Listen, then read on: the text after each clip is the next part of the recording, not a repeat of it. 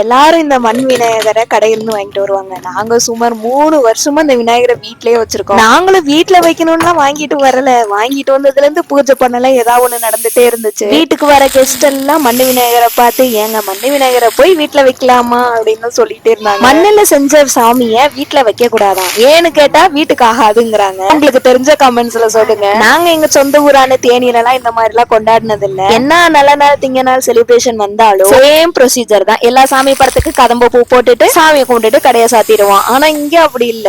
நானுமே கொஞ்சம் மாறிட்டேன். விநாயகர் சதுர்த்திக்கு விநாயகர் வாங்கி சாமி கும்பிடுறது, வரலட்சுமி பூஜைக்கு சாமி கும்பிடுறது, கிருஷ்ண ஜெயந்திக்கு சாமி கும்பிடுறது அப்படின்னு இந்த விநாயகர் சதுர்த்தி செலிப்ரேஷனுக்கு 3 நாளா வேலை பார்த்துட்டு இருக்கேன். வீட்டுல வீடியோ எடுக்கிறதுக்கும் டைம் இல்ல, போடுறதுக்கும் டைம் இல்ல. கடைசியா நம்ம வீட்டுல இருந்த செல்லக்குட்டி விநாயகரை எடுத்து வச்சு அதை சிறப்பா செஞ்சு கரைச்சிடணும் அப்படின்றதுனால மாலை, அருகும்போல் மாலை, கட்டை, சுண்டல், அவருக்கு பிடிச்சது எல்லாத்தையும் வச்சு படைச்சு சாமியை கும்பிட்டாச்சு. எத்தனை நாள கரைக்கணும்னு தெரிஞ்சு அதையும் சொல்லிட்டு போங்க.